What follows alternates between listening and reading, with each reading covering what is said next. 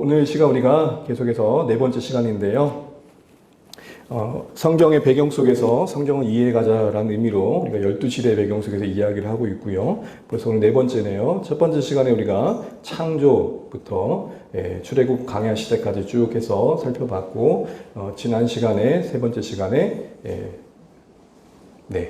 사사시대까지 봤고요. 오늘 포로 기한 시대까지 살펴볼 예정입니다.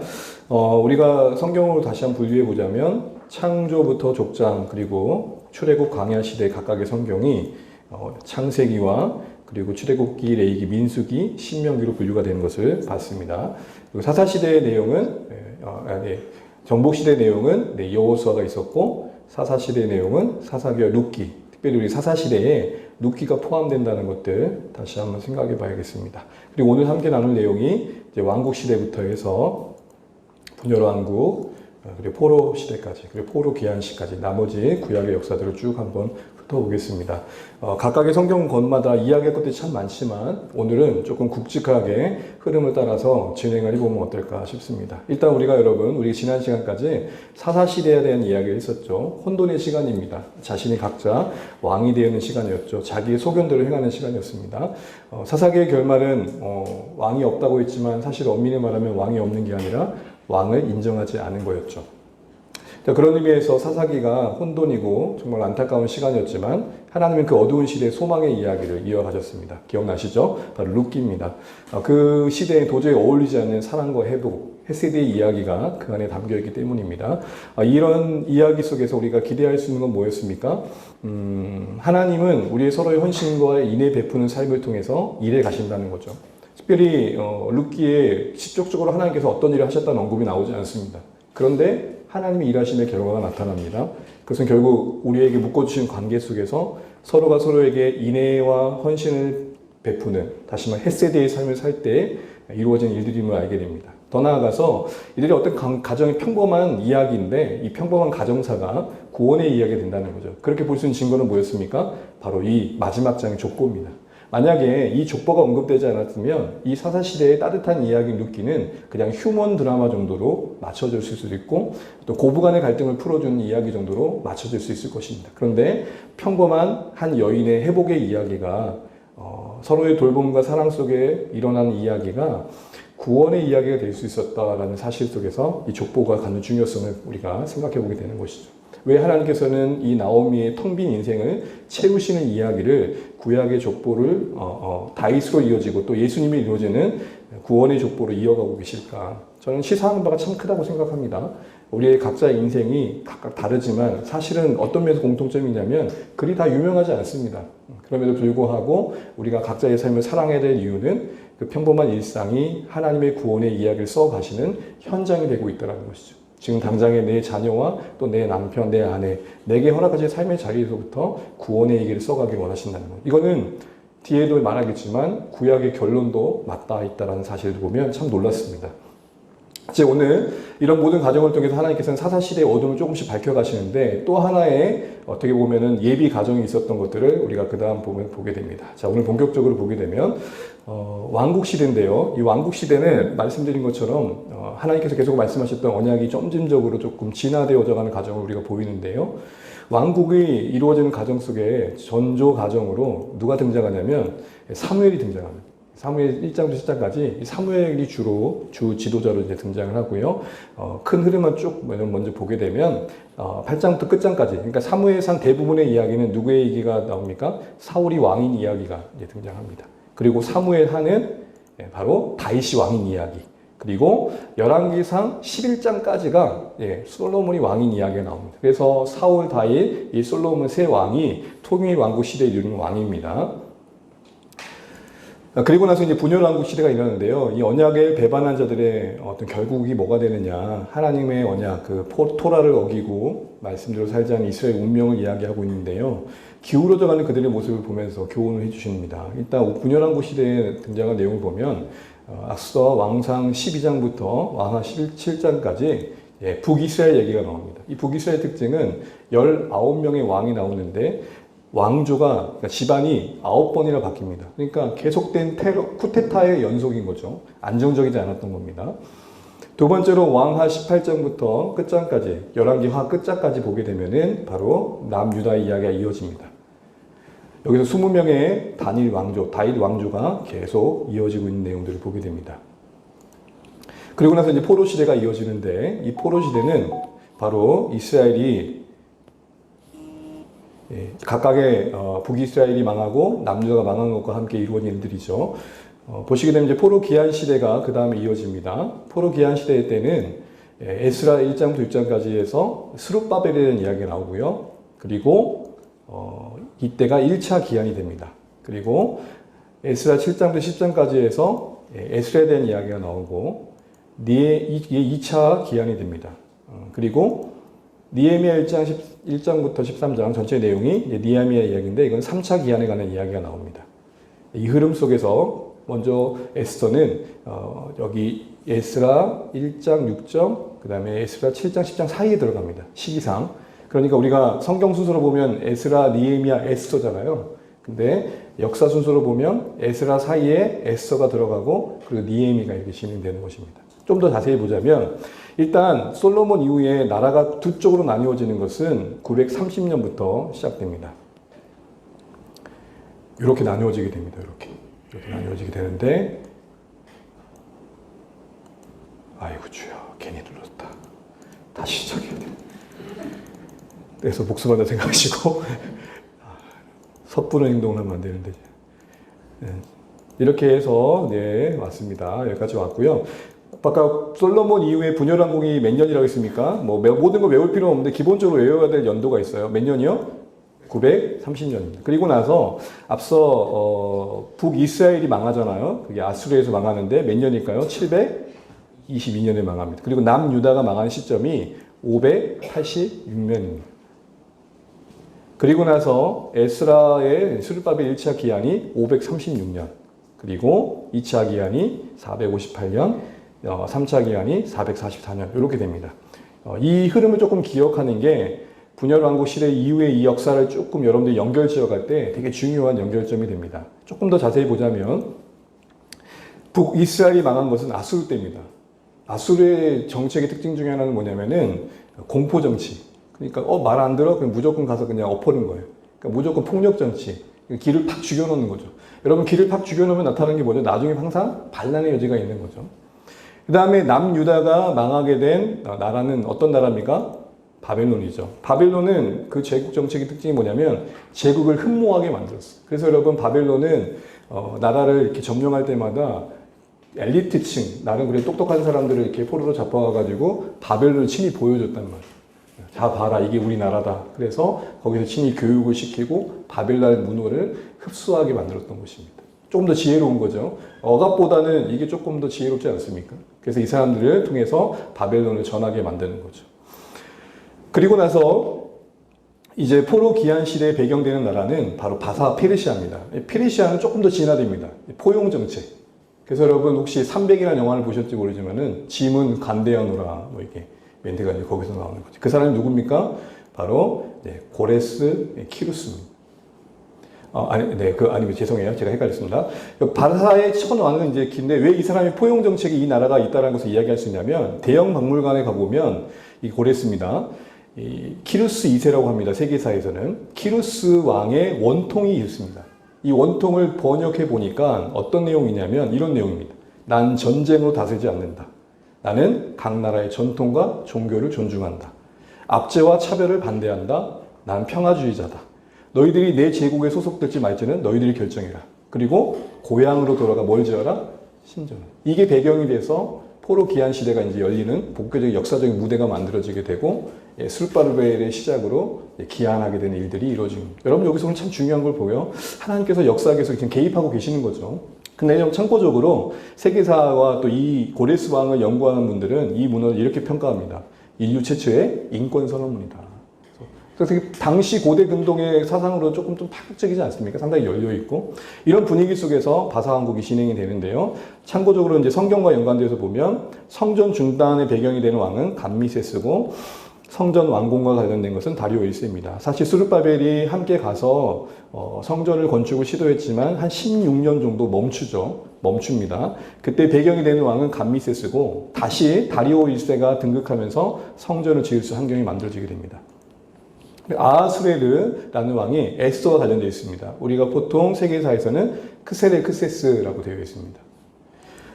아다사스다 왕이 에스라와 느헤미야 관련된 거죠. 이렇게 이제 고레스로부터 시작해서 바벨론의 역사가 진행되는 가운데 성경의 역사도 이렇게 진행되고 있다. 이 정도로만 이해를 하시면 될 것 같습니다. 참고적으로 여러분 우리가 역대상을 안 들었잖아요. 여러분 역대상이 지금 어디 아래에 들어가 있어요? 여기 있죠 지금. 그죠? 사무엘하의 다윗의 내용을 들어요. 왜 여기가 있을까요? 시기적으로는 포로 귀한 세대에게 주어졌을 때 기록됐어요. 그러니까 시기적으로는 어디예요? 이때예요, 이때. 이때 쓰여졌는데 내용은 어떤 때의 내용이에요? 요때의 내용을 쓴 거예요. 시기는 이때인데 내용은 이때를 쓰는 이유가 뭘까요? 이들에게는 왜 이 다윗의 왕국을 이어가야 될 사상이 준비되지 않았던 거죠. 여러분 우리가 이제 이렇게 전쟁 세대를 지나고 나서 전쟁이 전혀 기억이 없고 해외에 나가가지고 한국 사람이지만 지냈던 사람에게 고국으로 돌아와서 국가를 위해 헌신해라 그럴 때 여러분 뭔가 와닿겠습니까? 자기하고 국가하고 무슨 상관이 있지라는 생각을 할 수 있지 않습니까? 그런 이스라엘의 역사의 어쨌든 관계 속에서 포로 귀한 세대의 대부분은 다 바사 왕국에서 태어나거나 그때 당시에 태어났던 사람들인데 이스라엘의 회복을 위해서 우리가 다시 굳이 이 좋은 땅을 놔두고 그 예루살렘을 돌아갈 이유가 뭐야? 이걸 설명할 필요가 있던 거죠. 자연스럽게 역대하는 솔로몬의 이야기로 이렇게 이어지게 됩니다. 이 역대상과 역대하는 그런데 분위기가 내용은 그때 다윗과 솔로몬의 내용을 다루지만 분위기가 좀 다릅니다. 여러분 따라하시면 되겠습니다. 제사장적 관점 시작. 제사장적 관점. 여러분 지금 포로 귀환이라는 어떻게 보면 소망을 다시 한번 격려하는 거잖아요. 포로라는 실패의 경험 뒤에 다시 일어나게 하기 위해서는 너희들이 실패했지만 하나님께서는 이스라엘 역사 속에 내내 신실하게 일해 주셨고 그리고 이렇게 순종할 때 하나님께서 복을 주셨어 라는 어떤 신명기적 관점에서 이해가 될 만한 이야기를 다윗의 이야기 속에서 솔로몬의 이야기 속에서 나옵니다. 그러니까 역대상 한마디로 말하면 다윗을 봐라. 역대한 한마디로 말하면 솔로몬을 봐라. 그래서 여러분 조금 더 제사장적 관점이랑 제사장이라는 게 뭐예요? 제사장의 역할은 뭐죠? 하나님과 죄인 사이를 연결해주면서 뭔가 좀 더 하나님께 가까이 가도록 뭐 하는 거죠? 취업해 주는 거, 격려해 주는 거. 그러니까 제사장 관점이라는 것은 뭔가 다시. 그래서 여기에 예배의 이야기가 많이 나오고 여러분 역대상 1장부터 9장을 읽으면 되게 지루한 그 족보 이야기의 초점도 레인에게 향해 있는 것들을 보게 돼요. 이 모든 전 진열들이 그렇다는 거죠. 그러면 같은 내용을 다루었던 열왕기상은 어떤 내용일까요? 선지자전 관점. 한마디로 말하면 왜? 이 열왕기상을 받아들였던 세대는 어디냐면은 이 포로 시대에 있던 사람들이. 그러니까 왜 우리가 망했지? 왜 우리가 이렇게 된 거야? 어쩌다가 이렇게 된 거야? 그 이야기를 하는 거죠. 그 이야기를 분열왕국 시대 배경 속에 기록된 열왕기 상하의 이야기를 통해서 꾸준히 계속 해주고 있는 겁니다. 자, 열왕기 상하는 선지자적 관점인 거예요. 선지자는 뭐예요? 냉철하죠. 뭔가 지적을 하는 거죠. 야, 너희들 왜 이렇게 포로로 잡혀온 줄 알아? 하나님께서 이렇게 말씀하셨던 율법과 토라를 너희가 기억지 않고 우상을 섬겼기 때문이야. 이런 모든 일관된 내용들이 나오고 있는 거죠. 그러니까 같은 내용인데 열왕기 상하는 왜 너희들이 그렇게 된지를 좀 알아라. 성찰의 관점이라면 같은 내용인데 시기상 포로 귀한 세대에게 주는 내용은 제사장적 관점. 그러니까 같은 역사의 콘텐츠인데 청중의 형편에 맞게 필요한 말씀들을 지금 주고 계시는 거죠. 이렇게 해서 우리가 조금 흐름을 알아봤고요. 다시 한번 좀 얘기를 해본다면 이런 의미입니다. 그렇게 되고요. 열심히 보시게 되면 좀 한 가지 생각할 것은 지금 여기 보시면 에레미야가 이런 말을 합니다. 우리 노란색과 빨간색만 같이 한번 읽어볼까요? 시작. 바벨론에서 70년이 차면 내가 너희를 돌보고 나의 선한 말을 너희에게 성취하여 너희를 이곳으로 돌아오게 하리라. 아멘. 여기 보시는 것처럼 70년이 차면이라고 되어 있어요. 근데 여러분 잠시 계산을 해보면 1차 기한은 몇 년이라고 했죠? 536년. 멸망한 남유다 기준으로 멸망의 시점은 500? 그러면 빼면 몇 년 정도 나와요? 한 50년 정도 나오죠. 근데 왜 70년이 말이 안 되잖아요. 근데 시점을 언제로 기준을 보냐면 느부갓네살 왕이 3번에 걸쳐서 유다를 침략하고 마지막 586년에 이제 완전히 성전까지 무너지는 데가 3차 때고 1차를 기준으로 보면 605년 때부터예요. 자, 그러면 605년 때부터 530년 대략 몇 년 됩니까? 10년이 되는 거죠. 그러니까 하나님의 말씀이 지금 그대로 성취되고 있는 것들을 보게 됩니다. 그러니까 처음 잡혀갔던 시점부터 이야기는. 그러면 처음 누가 잡혀갔느냐? 바로 다니엘이 대표적인 거예요. 그러니까 605년에 처음 갈그미스 전투 때, 이건 조금 시간이 길어질 것 같아서, 그러니까 신흥 제국, 옛 세력, 옛 왕국이었, 어떻게 보면 절대권자였던 아수르가 이 신흥 제국인 바벨론에 밀리면서 이집트에게 도움을 요청해서 그 하란 그 지일대에 모이게 되고 신흥 강대국인 바벨론과 맞붙게 되죠. 그때의 전쟁을 갈그미스 전쟁이라고 하는데 1차 때는 비기고 2차 때 이제 선조의 뜻을 이어서 느부갓네살 왕이 2차 전쟁 때 참여하게 되고 그때 가정 속에서 이집트를 진명해 가는 가정 속에서 이제 유다가 망하게 되는 겁니다. 그때 1차로 다니엘이 잡혀가고요. 2차로는 대표적인 인물이 에스겔이 잡혀갑니다. 그러니까 동시대 비슷한 시점에 잡혀가는 거죠. 그리고 나서 아직은 망하지 않았어요. 아직은 이스라엘이 망하지 않았어요. 아직 생존이 그대로예요. 근데 3차 이때 남유다가 이렇게 망하게 됩니다. 그러니까 포로 유수라 그러죠. 포로로 잡혀갔던 것도 1차, 2차, 3차. 돌아오는 것도 1차, 2차, 3차인 거예요. 그러니까 처음 잡혀갔던 시점이 605년과 처음 돌아온 536년의 그 사이가 몇 년이다? 70년이다. 그럼 여러분 다시 한번 그 말씀을 보시면 하나님의 말씀이 그대로 성취되고 있구나라는 것을 보게 되는 것이죠. 그래서 여러분 에레미야의 주요 메시지는 하나님께서 너희를 바벨론으로 심겨 놓으신 거다. 거기서 너희는 잘 보내면 좋겠다. 이런 메뉴였고 사실은 국가적으로 보면 매국노적인 발언이었던 거죠. 그러나 그것이 하나님의 계획이었죠. 또 한번 조금 보게 되면요. 요 그림틀 안에서 이제 조금은 역사서와 관련되어 있지만 우리가 자세히 살펴보지 않겠지만 그냥 큰 흐름만 조금 보면 좋겠는데요. 이 흐름 속에서 우리가 진행되고 있잖아요. 그런데 시편은 어느 시점에 올까요? 바로 시편은 여러분 다윗이 주로 썼다는 거 알고 계시죠? 여러분 시편이 총 몇 편이죠? 저녁을 많이 안 드셨나 봅니다. 시편은 총 150편이죠. 50편에 75편이 다윗이 썼어요. 그러니까 지분으로 따지면 몇 프로예요?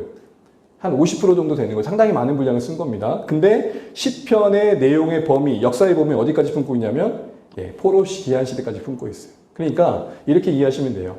가장 먼저 다윗이 편집을 한 거죠. 시를 모아놓은 편집이라 해서 시편인 거잖아요.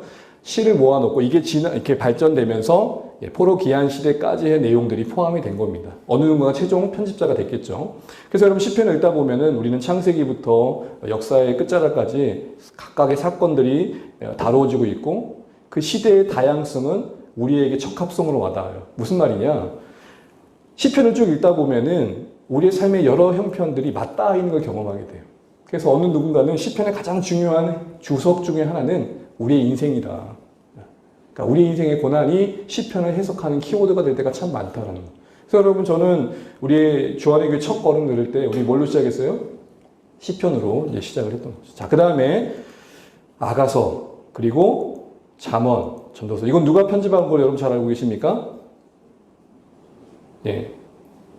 솔로몬. 조금 도와주세요. 근데 이제 여러분 순서를 제가 보면은 아가서는 어떤 내용이죠? 사랑이죠. 연인 간의 사랑과 부부 간의 사랑을 말하고 있지만 조금 풍유적인 해석을 더한다면 하나님과 그 백성과 예수님과 교회의 사랑으로 해석까지 하죠. 근데 실질적으로는 부부의 사랑의 지혜로움을 다루고 있는데요. 이것은 솔로몬이 정말 진심으로 사랑했던 이야기인 거예요. 사람 솔로몬이 후처가 엄청 많잖아요. 근데 솔로몬에게 정말 진심으로 사랑했던 사랑인데 이 아가서를 많은 학자들은 초기 작품으로 봐요. 그러니까 이때 정말 솔로몬은 순수했던 거죠. 그리고 조금 더 성장해가는 과정, 이 지혜가 주어진 그 과정이 이제 잠언인 거고 마지막을 뭘로 보냐면 전도서로 보는 거죠. 그래서 사실 이제 뒤에 이야기하겠지만 솔로몬이 후기는 끝이 별로 좋지 않잖아요. 그때 솔로몬이 스스로를 어떻게 보면은 회개의 고백으로 기록했다라고 평가를 합니다. 자, 그 다음에 여러분 시가서 중에 하나가 남는 게 뭐죠? 욥기는 어디로 갈까요? 여기 왜 안 나오지? 이따 나옵니다. 그 다음 선지서입니다. 선지서, 죄송해요. 그리고 여러분, 왕국시대, 분열왕국시대에, 특별히 분열왕국시대의 특징은 뭐냐면, 선지서들이 등장합니다. 처음 선지서는 뭐냐면, 오바댜는 사역의 대상이 에돔이에요. 에돔은, 에서의 후예죠. 에돔이 왜 심판을 받게 되는지에 대한 이야기가 나옵니다. 그래서 형제 이스라엘을 곤란케 했기 때문에 그래요. 여러분, 누군가가 어려운 일 겪을 때 조롱하면 돼요? 안 돼요? 안 되잖아요. 이스라엘이 힘든 일 겪을 때 에돔이 그랬다는 거예요. 아이고 저거 봐라 이랬다는 거예요. 그래서 하나님께서 그들을 심판하신 내용입니다. 그 다음에 요엘. 순서대로 대략 순서대로 내용입니다. 요엘은 남유다를 배경으로 사역을 했고요. 요엘 하면 여러분 메뚜기가 많이 떠오르죠. 메뚜기 심판. 요나가 나옵니다. 요나는 여러분 대상이 어디죠? 지금 현재 녹색 바탕에 노란색 글씨는 이방 나라를 대상으로 사역한 선지자들입니다. 요나는 뭐예요? 아수르의 구원을 말한 거죠. 아수르. 그 다음에 아모스와 호세아가 있는데요. 아모스와 호세아는 각각 북이스라엘에 사역했던 선지자들이에요. 북이스라엘 사역했던 선지자들. 기울어져가는 운명에 처해 있는 이스라엘을 향해 엄중한 선포를 했던 게 아모스고, 호세아는 고넬이라는 여인을 비유해가지고 그렇게 버려진 그들의 이스라엘을 어떻게 하나님께서 회복시키려고 하시는지. 그러니까 쉽게 말하면은 고넬이라는 여인이 되게 좀 순결하지 않잖아요. 그래서 그 여인으로 상징된 이스라엘을 호세아를 통해서 결혼케 하시고 만나게 하신 과정 속에서 하나님의 꺼지지 않는 그 사랑. 그래서 여러분, 호세아의 특징은 불꽃 같은 하나님의 사랑이 이제 담겨 있죠. 아모스는 엄중한 심판. 그래서 아모스 읽다 보면은, 내가 부동산 투기하면 안 되겠는데, 이런 생각이 드는 거예요, 이제. 여기 보면 이제 현란하게 우리 이야기를 하고 있으니까. 그 다음에 이사야는 가장 긴 기간 사역했던 사람입니다. 우시아부터 히스기야 왕 때까지 남유다 가운데 가장 길게 사역했던 선지자인데요. 이사야는 그만큼 또 분량이 많죠. 이사야 66장으로 되어 있잖아요. 동일하게 구원과 심판을 균형 있게 얘기하고 있고요. 그 다음에 미가서가 같은 시대 안에서 이사야의 사역 기간에 중첩되게 사역을 했었습니다. 그리고 나홈이 있는데, 나홈은 앞서 여러분 색깔이 녹색이죠. 어디와 연결될 것 같아요? 요나와 같죠. 요나 뒤에 한 100년쯤 뒤에 유다 배경 속에 있었던 선지자인 나홈이 아수르로 갑니다. 근데 여러분 성격이 달라요. 요나는 회개해라 구원해 줄 것이다 이거라면, 나홈은 너희 피의 성읍이여 너희가 명할 것이다. 그러니까 요나는 구원의 쪽에 가까운 메시지를 전하고 있다면, 나홈은 이제 심판해. 여러분 같은 아수르인데 지금 분위기가 완전 달라지고 있죠. 그리고 스바냐, 에레미야 예가가 나옵니다. 스바냐에서는 하나님께서 이스라엘을 남유다를 어떻게 대하시는지, 심판하시지만 그들을 어떻게 사랑하시는지, 이런 고백들이 나와 있죠. 그리고 에레미야 예가는 그 남유다가 멸망하는 그 끝자락에 얼마나 안 남겨두고 사역했던 사람입니다. 그래서 특별히 이 선지자의 특징은 눈물의 선지자다라고 되어 있죠. 그리고 여러분 같은 시기에 하박국 선지자가 있습니다. 하박국 하면 여러분 항상 떠오르는 건 뭐죠? 망루 성읍에 올라가가지고 하나님께 따졌던 선지자. 여러분 선지자의 특징은 뭐예요? 하나님을 대신해서 이스라엘 백성들에게 선포하는 게 선지자인데, 백성을 등지고 하나님을 따졌던 사람. 하나님 어째서 이럽니까? 그럼 여러분 이런 것들이 성경에 기록되어 있다는 건 뭘 말할까요? 우리 신앙의 회의, 의심, 어떻게 보면 질문, 그것도 다 허용되어 있는 거죠. 하박국은 사실 이 과정을 통해서 더 깊은 기쁨을 누리게 되죠. 그래서 어떤 기쁨을 누립니까? 이런 고백이잖아요. 무화과 나무 잎이 마르고, 뭐 이런 찬양과 함께 이런 이제 고백들이 나오죠. 그리고 이제 포로 시대의 배경 속에 사역했던 선지자가 있습니다. 누굴까요? 다니엘과 에스겔. 다니엘과 에스겔입니다. 여러분 참고적으로 북이스라엘 대상으로 사역했던 아모스와 호세아는 호세아 아모스 하면 되고요. 아수를 상대했던 데는 요나움을 하면 됩니다. 이해되시죠? 이렇게 연결되는 겁니다. 호세아 아모스, 요나 나움 이렇게 해서 연결하면 이해가 좀 빠를 것 같습니다. 그리고 1차 기한 때의 배경 속에 사역했던 선지자가 있습니다. 누굴까요? 학개. 또 한 명 있습니다. 누굴까요? 스가랴입니다. 학개 스가랴. 그리고 마지막 3차 기한 이후에 사역했던 사람, 요때 사역했던 사람 누굴까요? 바로 말라기입니다. 말라기. 이렇게 흘러갑니다. 이제 하나 남은 게 뭐죠?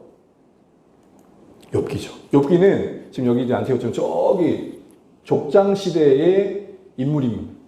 근데 여러분 제가 왜 이걸 마지막에 있냐면 포로 기한 시대 때 유대인들에게 가장 많이 읽혀졌던 책이 뭘까요? 욥기. 우리의 형편과 상황에 적합하다라는 고백이겠죠. 자, 이런 배경 속의 흐름을 좀 기억하시고, 좀 어렵지만, 요걸 한번 쭉 기억해 보시고, 여러분 제가 오늘 이거 일일이 작업하는 게 얼마나 그렇겠어요. 그렇죠? 자, 이제 이 그림을 머리에 그려 놓으시고, 가보겠습니다. 자, 사무엘사 1장 7장의 내용에 항상 기억할 것은 사사기와 왕정 시대를 연결한 두 이야기가 있는데, 하나는 룻기와 하나는 사무엘상 1장의 7장의 사무엘 이야기예요. 그러니까 하나님께서 빌드업 해 가실 때 룻기의 이야기를 사용하시고 사무엘을 준비시키는 사용하신다. 이 두 이야기가 같이 가는 거예요. 투 트랙입니다. 이 2장에 우리 익숙한 이야기가 너무 많아요. 한나의 기도도 나오고 사무엘이 태어나서 성전에 들여진 이야기 나오고 엘리 가문의 몰락도 나오고 그때 비느하스의 아내가 이가봇이라고 자기 아이의 이름을 지어버리죠. 언약궤를 빼앗기는 사건도 나오고 참 수치스러운 사건이죠. 그리고 미스바의 승리로 맞춰집니다. 참 재미있는 이야기인데 쭉 한번 훑어볼게요. 자, 먼저 한나의 기도입니다. 여러분 여기 보면 이 사람은 누굴까요? 이 그림상 엘리가 지금 뭔가 좀 깨어있는 것 같습니까? 지금 이 자세를 보세요. 여러분 어떠세요? 여러분 아이들이 공부할 때 자세는 어떻죠? 이렇게 하죠. 핸드폰 볼 때 자세는 어쩌죠? 지금 엘리의 이런 모습들 다 깨어있지 못함을 보랍니다. 지금 한나는 어떻게 절박하게 기도하고 있죠. 한나가 마음이 괴로워 여호와께 기도하고 통곡하고 있습니다. 근데 엘리는 그걸 보면서 저 여인이 술 취했구나 라고 분별하지 못한 판단을 해버립니다. 하나님께서 이 여인의 기도에 간절함의 기도를 들으시고 누굴 주십니까? 사무엘을 주시고 결국 사무엘을 젖대기까지 기르다가 엘리의 성전에 성소에 성막에 이렇게 맡기게 됩니다. 소원했던 대로. 여러분 이 이야기를 한번 보면서 좀 의구심을 한번 가져보십시오. 여러분 사무엘상하는 왕국에 대한 이야기입니다. 그런데 한 여인, 한 가정의 불임의 이야기를 시작한 이유가 뭘까요? 성경은 왜 불임의 사건으로 이 여인이 그 불임의 문제를 두고 기도하는 것을 그리고 성경을 보게 되면 한나가 뭐가 문제가 있어서 임신을 못한 게 아니라 성경이 그렇게 기록되어 있어요. 여호와께서 임신치 못하게 하더라. 지금 이거 완전 황당한 일이죠. 한 여인을 그렇게 괴롭게 하면서까지 무릎 꿇혀서 기도하면서 보여주고 싶으셨던 게 뭘까요? 우리 한번 이건 읽어보면 좋겠습니다. 시작. 자식이 없어 미래의 소망이 부재한 한나에게 임한 하나님의 은혜는 고통과 불행 가운데 놓였던 사사시대 이스라엘 전체를 향한 하나님의 인애를 상징한다. 결국 부르짖을 수밖에 없는 한 인생의 상징이었던 여인은 이스라엘을 대변하는 거죠. 특별히 불임의 여인이 이스라엘로 자주 비유되는 이유는 뭐냐면 열매를 맺지 못하는 그들의 형편을 비유하고 있거든요. 근데 그런 이들에게 하나님의 긍휼이 임하고 있는 것입니다. 은혜가 되는 것이죠. 자, 그리고 나서 어떤 일이 있게 되냐면 이제 성전에서 이제 사무엘이 잘하고 있어요. 근데 이 사무엘의 정말 중요한 사건 중에 하나가 나오죠. 바로 아벡 전투가 나옵니다. 아벡 전투. 아벡이라는 곳에서 블레셋이 진을 치고 에베네셀에서 이스라엘이 진을 치는 이 아벡 전투가 이루어지고 있는데요. 이때 이렇게 전투가 일어나요. 보이시죠? 이런 전투가 일어납니다. 1차 전투 때 4,000명이 죽어요. 이거 당황스러운 거죠, 이스라엘이. 그래가지고 했던 처방전이 뭐예요?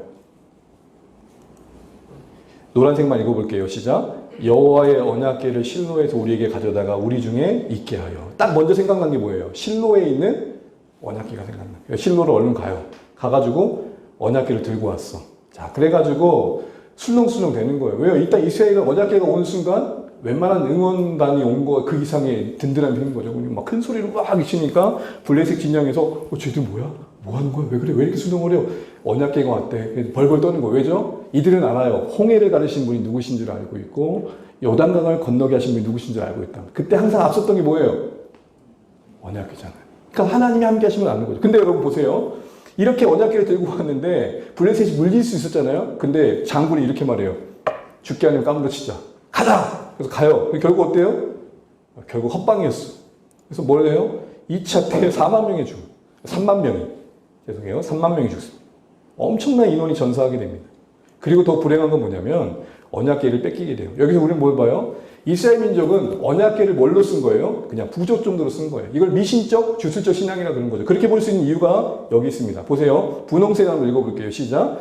그것으로 우리를 우리 원수들의 손에서 구원하게 하자. 이거를 전문용어로 사역형이라 그래요. 사역이란 건 뭐예요? 시키는 동사야. 그러니까 우리가 언약궤를 가져와가지고 하나님이 시키자 이 기도로 이 발상 자체가 지금 뭔가 잘못된 거죠. 제가 좀 오래된 얘기 하지만 지금도 너무 각인된 기억인데 어느 분이 새 차를 샀어요. 근데 그 뒤편에 보니까 금박의 띠를 들고 있는 성경이 놓여져 있는 거예요. 왜 성경책 좋은 것을 저기 구석지에 놓으세요? 했더니 그분이 그런 말 하는 거예요. 목사님 이제 믿는 사람이라 부적은 붙이긴 좀 그렇고 부적은 좀 붙이긴 그렇고 그나마 좀 쌈박한 걸로 올려놓으면 괜찮지 않을까. 이들이 블레셋과 싸우기 위해서 언약궤만 오면 된다고 생각했던 것과 별반 다르지 않은 생각이 함께 흘러가고 있는 걸 보게 돼요. 언약궤 자체에 신령한 힘이 있었던 게 아니라 언약궤가 상징되어지는 하나님과 이스라엘 백성의 언약관계의 신실함과 헌신이 내용이 되어야 된다는 것이 중요한데 그건 없이 언약궤만 딸랑 갔다 오면 된다는 거죠. 여러분 이런 신앙이 우리에게도 있을 수 있다는 거죠. 예배만 잘 드리고 열심히 봉사하면 내 문제 다 해결해 주시겠지?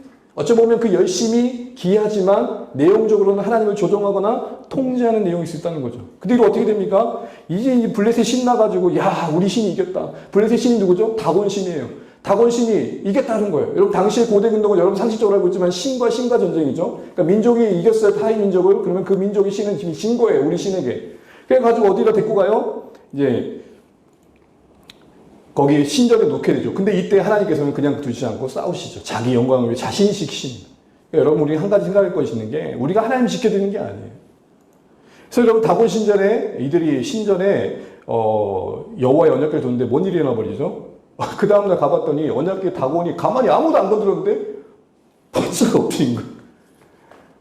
왜 이러지 하고 세워놨거든요. 그 다음에 어떤 일이 일어났을까요?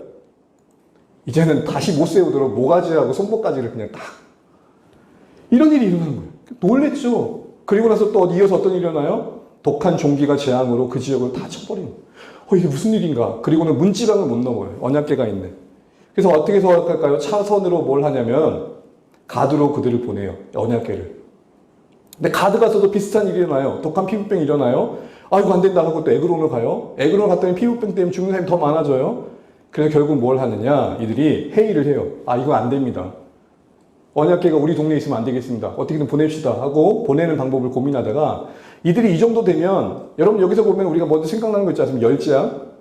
열지왕의 가정이 한두 번 가지고 설득이 안 됐잖아요. 10번까지 꼭 갔어야 됐잖아요. 이들도 그렇게 얘기해요. 성경을 보게 되면은 이스라엘 민족의 과거에 바로 가운데서 나올 때 열지왕이 있었습니다. 우리 그때까지 가면 안 됩니다. 그렇게 얘기하면서도 마지막에 여지를 남겨둬요. 그게 참 웃기죠. 어떤 여지를 남겨두냐? 보낼 때 그냥 보내는 게 아니라 여러분 보세요. 얘네들이 뭘로 보이세요?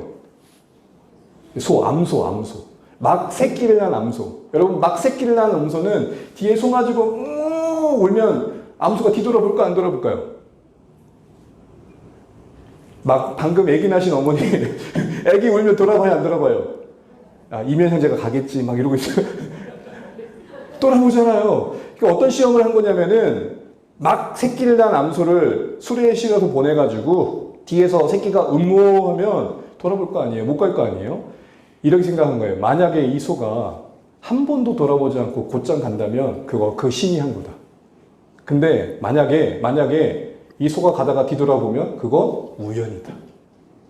야, 그냥 우리 그렇잖아요. 우리는 기도의 응답이라고 얘기를 해도 안 믿는 분은 뭐라 그래요? 어떻게 하냐고 기도의 응답인지.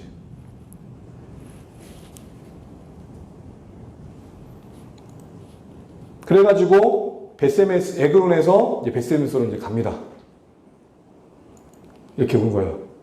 소가 내 새끼 보고 싶어라 했는데 뒤도 못 돌아보고 하나님께서 꽉 붙잡고 가게 하신 거예요. 우리 말씀 읽어볼까요? 시작.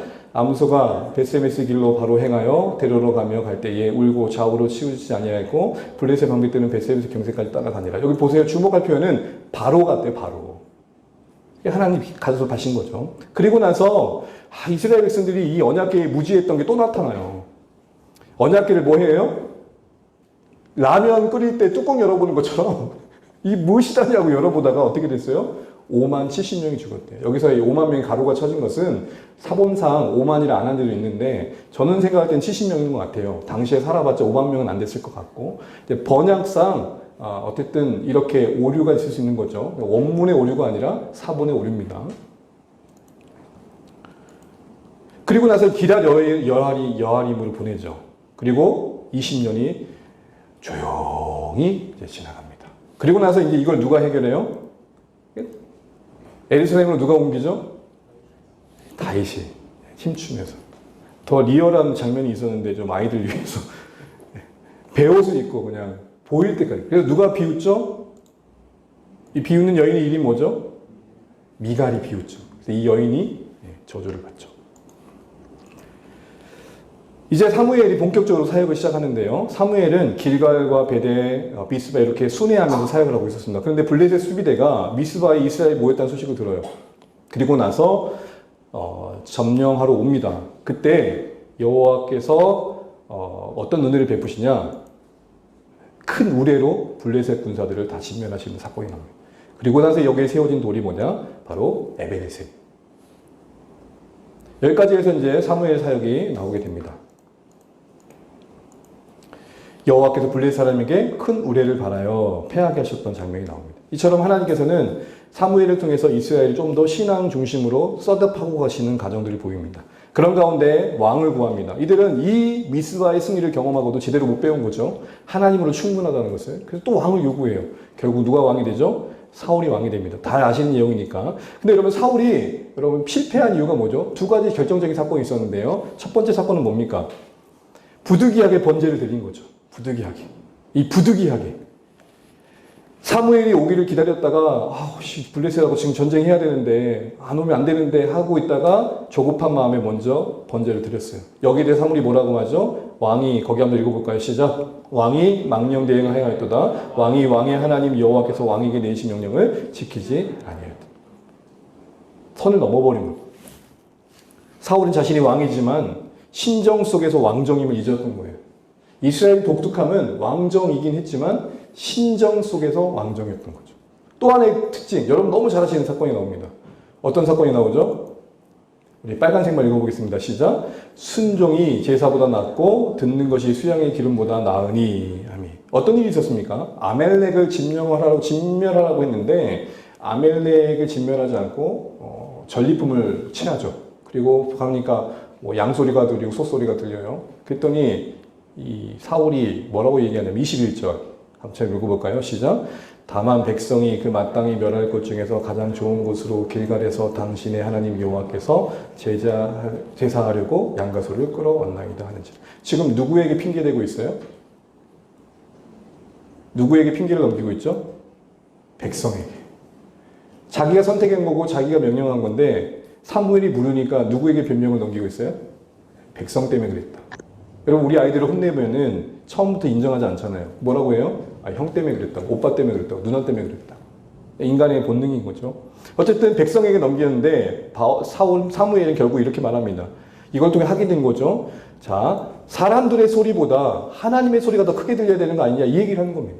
여러분 우리에게 숱한 소리가 들리잖아요. 우리 내면에서도 숱한 소리가 들리고 어떤 소리가 더 크게 들리느냐가 그 사람의 인생의 선택을 바꾸겠죠. 사울은 결국 이래서 폐위를 당하게 됩니다.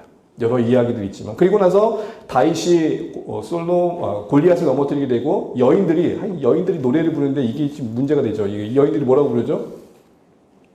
사울은 천천히요, 다윗은 이 노래가 이제 사울의 이 안에 있는 시기심을 불지펴버리고 결국에는 이 이후로 사울은 다윗을 죽이려고 애쓰죠.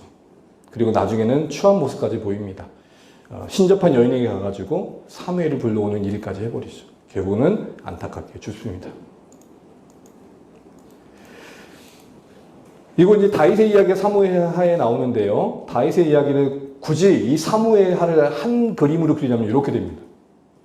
처음에 정치적인 승리를 합니다. 여러분 다윗이 처음부터 온 이스라엘의 왕이 아니었고요. 한 7년 반 정도 유대 지역의 왕이었다가 5장쯤 가면은 온 이스라엘이 이제 다윗을 왕으로 삼고자 옵니다. 정치적 승리가 이루어진 거죠. 그리고 영적 승리가 이루어지는데 아까 봤던 것처럼 6장에서 언약궤를 가져옵니다. 그리고 군사적인 승리를 하면서 주변 나라를 하나씩 점령해 갑니다. 최고의 절정을 향해 가고 있는 그때에 어떤 일이 일어나죠? 범죄를 하죠. 어떤 범죄였어요? 여인이 목욕하는 걸 보는데, 여러분 노란색만 읽어볼게요. 시작. 그 해가 돌아와 왕들이 출전할 때가 되매. 언제가 됐다고요? 출전할 때가 됐다. 전쟁이 나갈 때가 됐다는 거예요. 여러분 당시 고대군동은 매번 전쟁할 수 있는 게 아니라 날씨가 봄 날씨가 따뜻해서, 왜냐면 이제 질퍽질퍽한 우기가 되면 안 되니까 전쟁을 하게 될 때가 있단 말이에요. 근데 여러분 오늘 빨간색을 보세요. 파란색. 다윗은 예루살렘에 뭐 하고 있더라? 그러니까 가야 될 곳에 가지 않고 그대로 있고, 그리고 깊이 잠들었다가 저녁쯤에 깼어요. 여러분 원래 잠은 언제 깨는 거예요? 이 저녁 때 깨는데 우리 원래 언제 깨야 돼요? 네, 아침에 깨는 거죠. 저녁에 일어났다는 것은 실컷 뭘 잤다는 거예요? 낮잠을 한참 쫙 자고 일어났는데, 더 중요한 거는 침상에서 일어나가지고 이리저리 뭐예요? 거닐다가, 이 번역이 거닐다가 오지만 원문은 뭐예요? 뭐 재밌는 거 없나? 심심해라. 이러고 있었다는 거예요. 지금 동료와 자신들의 백성들과 그리고 군인들은 뭐 하고 있는데? 전쟁 중인데. 지금 뭔가 왕이 좀 약간 지금 뭔가 좀 감각을 잃은 것 같죠? 근데 더 중요한 거는 그 여인이 목욕을 하는데 심히 아름다워요. 여러분 여기서 뭐 이상한 거 발견되지 않아요? 언제라고요? 저녁이에요. 여러분 저녁이면 여기서 지금 다윗이 있는데 여기 보일까요? 안 보여요. 잘 안 보여요. 저기 멀리서 여인이 목욕하더라도 완전 실루엣 정도만 보이겠죠. 이게 뭐지 정도만 보이겠죠. 그러면 여러분 아름다워 보였다는 것은 뭐가 밝힌 걸까요? 그 여인의 미모가 다윗에게 고백된 고백이라기보다는 다윗의 욕망이 그 눈을 밝힌 거죠.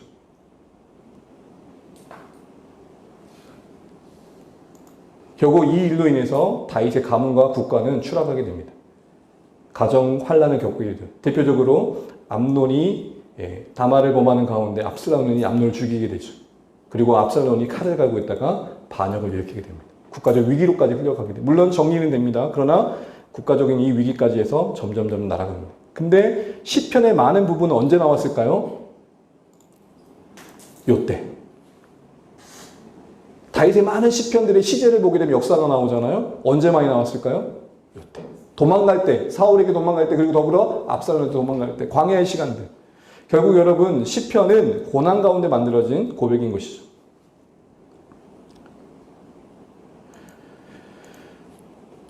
솔로몬의 이야기입니다. 솔로몬은 여러분 세 번째 왕인데 이런 고백을 시작했었어요. 여러분 노란색만 같이 읽어봐요. 시작. 종은 작은 아이라 출입할 줄 알지 못하고 주의 백성을 재판하여 선악을 분별하게 해 주십시오. 재판의 지혜를 구하잖아요. 왕이 해야 될 중요한 역할 중에 하나가 옳고 그름 판단하는 거니까요. 그래서 그 구한 다음에 그 응답의 사건의 예시로 뭐가 나옵니까? 가짜 엄마가 진짜 엄마인 척하는 사건이 나오죠. 그리고 그 아기를 결국에 판결할 때 배워라 할 때 진짜 엄마가 뭐 해요? 격하게 반응하죠. 거기서 엄마를 분별하잖아요. 여기서 중요한 건 뭐예요? 사랑이 있는 사람은 결코 어떻게 반응한지를 아는 거죠. 어느 정도 이제 지혜롭게 판단하는 거잖아요. 유명한 판결이잖아요. 그리고 성전도 짓습니다. 그리고 무엇보다도 영토가 여러분 여기 보시는 것처럼 이게 지금 다윗 때부터 이어져서 솔로몬 때까지 해가지고 확장, 솔로몬이 여기까지 확장하거든요. 근데 이게 왜 중요하냐면 여기 작아서 안 보이는데 유프라데스 강이 나오죠. 이게 왜 중요하냐면은 그 강에서부터 애굽 지경까지 미쳤다는 솔로몬 때의 영토의 그 정리된 내용은 바로 누구의 약속이에요? 아브라함이 받았던 약속이거든요. 우리 붉은 글씨 한번 읽어볼게요.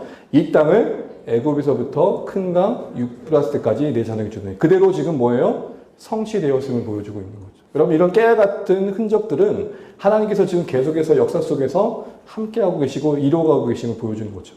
이런 것들이 우리에게 참 은혜가 되는 거죠. 그리고 이제 솔로몬의 후비 어떻게 됩니까? 좋아 보이죠?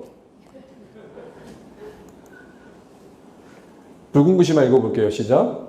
왕의 마음이 그 아버지 다윗의 마음과 같지 아니하여 그 하나님 여호와 앞에 온전하지 못해요. 왜요? 뭐 때문에? 바로 위의 내용 읽어볼게요. 시작. 솔로몬의 나이가 많을 때에 그의 여인들이 그 마음을 돌려 다른 신들을 따르게 하였으므로. 여러분 나이가 많았기 때문에 여인들의 마음을 줄 수 있었을까요? 아닙니다. 이 말씀을 보시죠. 하나님께서 신명기에 앞으로 왕을 세운다면 이걸 주의해라 하면 세 가지를 주의하라 그러는데 병마 두지 말 것, 많은 아내 두지 말 것. 왜? 그 마음이 미혹될 수 있으니까. 은금 구하지 말 것. 그러면서 이걸 지키기 위해서 뭘 해야 되느냐? 붉은 글씨만 볼게요. 평생에 자기 옆에 뭘 두래요? 예, 기록된 말씀을 두라는 거예요. 그럴 때 앞서 이런 삶을 살지 않게 된다. 이 얘기를 하고 있는 거예요. 여러분 보십시오. 성경의 논리는 자기 옆에 두었을 때의 결과인 거예요. 단순히 나이가 늙었기 때문에 힘이 없어서 유혹에 약해져서 이런 개념이 아니고 묵상에 상실되니까 무너진 거라고 얘기를 하고 있는 거죠. 이게 이제 솔로몬이. 이거 한마디로 뭐라 그럴까요? 한마디로 용두사미.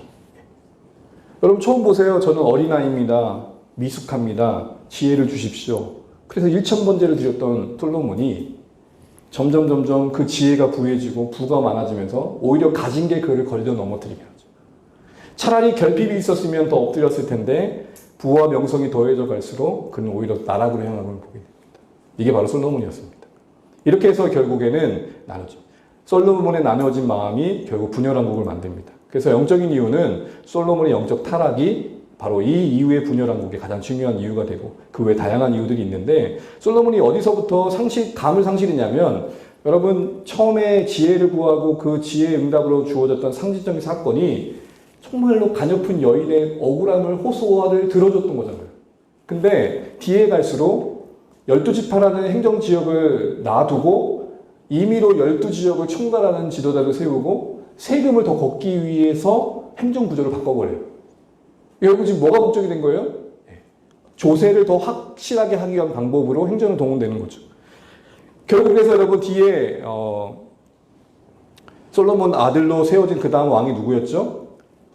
르호보암이 이야기를 들어야 되는데 백성들이 와가 탄원을 하잖아요. 우리 너무 힘듭니다. 우리 가세를 조금 줄여주시고 일거리를 좀 짐을 덜어주시고 했더니 장로들의 늙은이들의 지혜의 자문을 듣지 않고 불량배들의 젊은이들의 이야기를 듣고 결국 뭘 말해요? 더 잔혹한 선택을 하잖아요. 결국 그래서 나눠지게 됩니다. 결국 어떻게 나눠지죠? 여로보암이 북이스라엘의 왕으로 초대 왕으로 르호보암이 분열된 남유다의 왕으로 시작이 됩니다.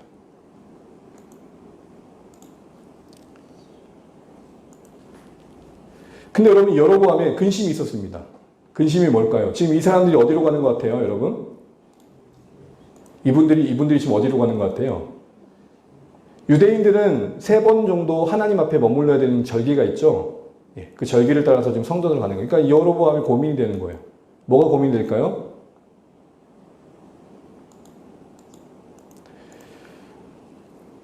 이렇게 하다 보면은 예루살렘으로 갈 수밖에 없잖아요. 그쵸? 이렇게 예루살렘으로 갈 수 있고 그러다 보면은 예루살렘을 가다 보면 예루살렘 너무 왔다 갔다 머니까 우리 예루살렘 정착하자 그렇게 될 거잖아요. 그래가지고 고민해가지고 뭘 하느냐? 아이고 주여.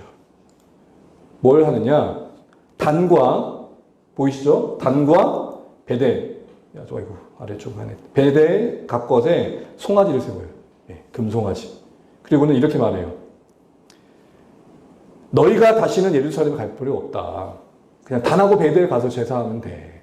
근데 이게 북이스라엘 멸명의 악순환의 고리를 만들어가고 되죠. 또 하나 뭘 얘기합니까?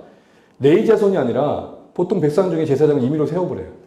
그리고 일정도 임의대로 만들어버려요.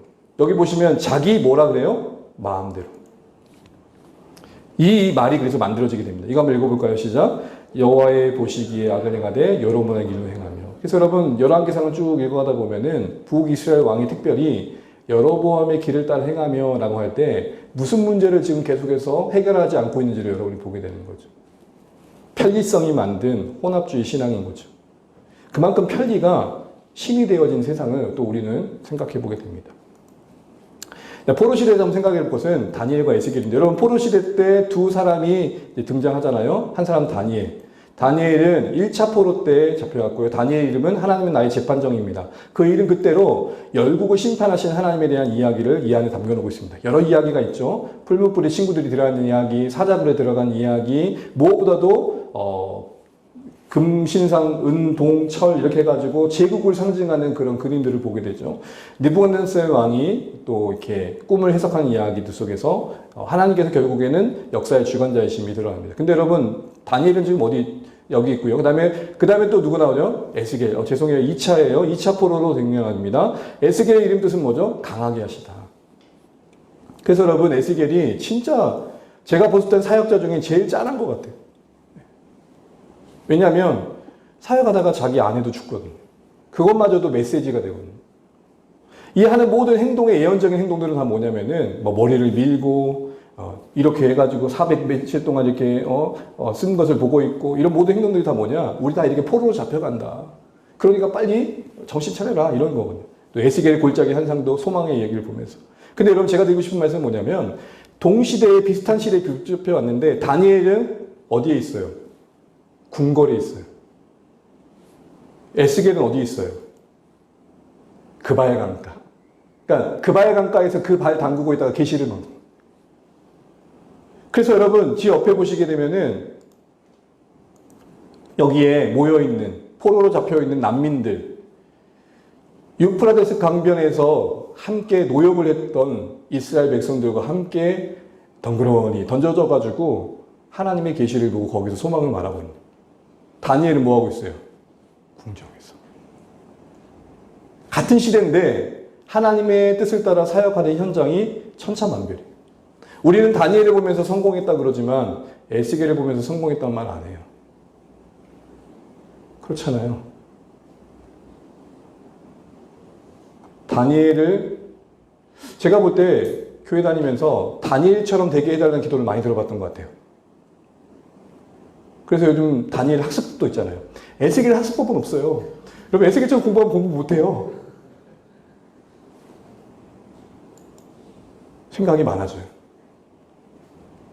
포로 시대라는 암울한 시대를 같이 살았지만 그래도 누구는 물론 다니엘도 힘들었을 거예요. 근데 여러분 다니엘은 왕궁에 있고 에스겔은 저 골짜기. 초점이 어디 있을까요? 주의 백성이 있는 그곳에 주님의 사람들을 보내신다.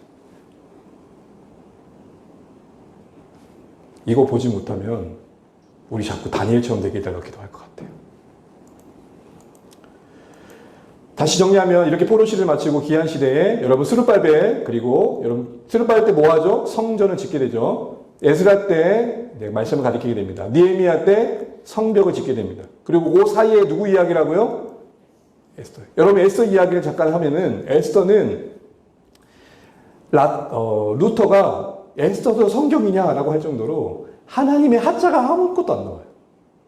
아니 성경에 적어도 정경이 되려면 하나님의 하자가 나와야 됐거든. 그럼에도 불구하고 이 에스더가 성경의 정경으로 들어간 이유는 뭘까요? 보이지 않게 역사하신 하나님 보여주고. 특별히 에스더는 앞서 수상궁, 곧 쉽게 말하면은 기한하지 못하고 그 바벨론 땅에 남아있는, 페르시아 땅에 남아있는 주의 백성들의 이야기거든요. 그들이 멸절당할 뻔했단 말이에요. 하만이라는 사람 때문에. 근데 역전되었죠. 반전되었죠. 오히려 하만이 못 박히죠. 그가 이스라엘을 죽이려고 했던 그 형벌에. 그래서 만들어진 불임절이라는 절기도 있지 않습니까? 여기서의 특징은 뭡니까? 고토의 땅에 돌아온 주의 백성들에게만 관심이 있는 게 아니라 믿음이 없어 보이는 것 같지만 사명이 있어 남겨진 그들을 위해서도 하나님께서 은혜를 베풀고 계시다. 우리는 간혹 헌신되어주고 열심히 있는 사람들에게 하나님께서 복을 주신다는 생각들을 많이 해요. 부득이하게 다 설명할 수 없지만 남을 수밖에 없어서 그래서 어느 누군가에게는 저 사람 믿음이 있나? 라고 비춰질 만한 형편 속에 던져진 인생들 속에서도 하나님은 긍휼을 계속해서 베풀고 계시다는 거예요. 저는 에스더와 각각의 에스라, 느헤미야가 같이 나온 게 참 시사하는 것 같다고 봐요. 또한 결정적으로 생각해 볼 것은 이거예요. 에스라의 주단 역할이 균형을 잡았다는 거예요. 여러분 이 말씀 같이 한번 읽어볼게요. 시작. 에스라가 여호와의 율법을 연구하여 준행하며 율례와 규례를 이스라엘에게 가치로 결심하였더라. 어떤 균형을 잡았을까요? 스룹바벨 성전 건축 이후에 에스라의 사역이 시작되면서 그 안에 어떻게 보면 영적 은혜가 임하게 되고 느헤미야의 사역 이후에 에스라가 함께 사역 동역하면서 거기도 말씀 사역이 일어나게 돼요. 그러니까 성전만 짓고 끝난 게 아니라 성벽만 짓고 끝나는 게 아니라 항상 말씀 사역이 보완을 해줬다. 결국 여러분 성전 짓는 게 목표가 아니고 성벽 짓는 게 목표가 아니라 그 하드웨어 상황 속에서 소프트웨어는 말씀을 듣는 거죠. 그 일을 에스라가 조절을 담당했다는 것입니다. 이제 마무리 되어 갑니다. 이제 마지막 이 시기에 사역했던 핫게스가랴는 건 뭐냐? 아까 핫게스가랴는 몇 차 포로 기한 때 사역했다고 그랬죠? 몇 차 포로 귀환 때 사역했다 그랬죠? 여러분 너무 똑똑하세요. 1차 때 520년 비슷하게 같이 사역을 시작해요. 그러니까 동시에 사역을 해요. 그래서 서라운드라 그래요. 그런데 색깔이 달라. 학계는 위로가 아니라 채찍. 니들 하나님의 집이 저 모양인데 니들만 집 지으면 돼. 나는 학대와 같은 학계의 선언. 그리고 스가랴는 뭐냐면은 위로 격려. 여기서 대표적인 말씀 있잖아요. 이는 힘으로 되지 아니하며 능으로 되지 아니하며 오직 여호와의 힘으로 되는. 뭔가 좀 따뜻해지잖아요. 여러분 보세요. 하나님께서는 이 이스라엘이 주저앉아있는 현실, 기환해가지고 의욕을 가지고 시작했는데 정착민이었던 사마리아인들이 방해 때문에 성전 채 못 짓고 막 힘 빠져 있을 때 16년 동안 멈춰져 있던 사역에 그 현실 속에서 학계 보내시고 스가를 보내셔가지고 으쌰으쌰 한 거예요. 하나는 정신 차려! 힘내! 그래서 막 이렇게 춤춘 거예요. 이렇게 막. 그래가지고 2년 만에 성전을 지키는. 그리고 말라기라는 선지자가 나오는데요. 이 말라기는 참 많은 것들 시사해요. 한마디로 말하면 말라기는 뭐냐? 이거예요. 하나님 우리 사랑하신 건 맞아요. 이 말라기는 기한한 지 100년쯤 이야기예요. 이런 거죠. 성전도 지었고 성벽도 지었는데 형편은 똑같아. 열심히 하나님 거 다 했는데 형편은 똑같아. 여전히 바사 왕에 가가지고 조세를 바쳐야 되고 여전히 굽시굽시 해야 돼요. 그러니까 하나님에 대한 신뢰와 사랑이 바짝 말라버렸어요. 그래서 말라기.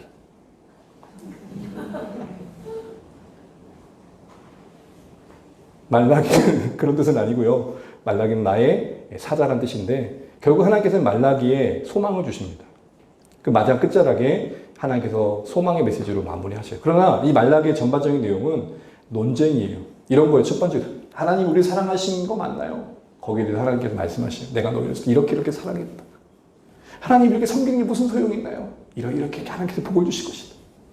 그러니까 따지는 그들에게 답을 주시면서 결국에는 다시 한번 소망의 말씀을 주십니다. 그래서 결국 이런 모든 내용들을 한 가지로 한다면 결국 학개서나 스가랴나 말라기 하는 말은 뭐냐면 중요한 건 뭐라고요? 꺾이지 않는 마음이 중요하다. 조기성 요즘 너무 잘하고 있습니다. 이제 구약의 마지막 손글을 보고 마치겠습니다. 이것은 우리가 한번 마무리하는 의미로 같이 한번 읽어보겠습니다. 시작. 너희는 내가 호렙에서 온 이스라엘을 위하여 내 종 모세에게 명령한 법, 곧 율례와 법도를 기억하라. 보라, 여호와의 크고 두려운 날이 이르기 전에 내가 선지자 엘리야를 너희에게 보내리니 그가 아버지의 마음을 자녀에게로 돌이키게 하고 자녀들의 마음을 그들의 아버지에게로 돌이키게 하리라. 돌이키지 아니하면 두렵건대 내가 와서 저주로 그 땅을 칠까 하느라 하시니라. 아멘. 보라, 여호와의 크고 두려운 날인 것, 하나님 나라가 임하는 그날입니다.